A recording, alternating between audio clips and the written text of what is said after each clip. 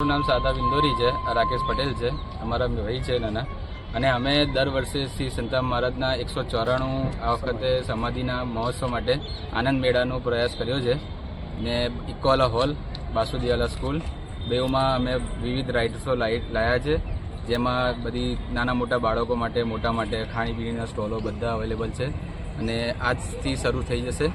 અને બીજી વસ્તુ છે કે વાસુદેવાલા સ્કૂલમાં બાબા બરફાનીનું જે મહાદેવનું મંદિર છે આવે છે, પહેલી વખત લાયા છે નડિયાદ, આપણે ખેડા જિલ્લામાં.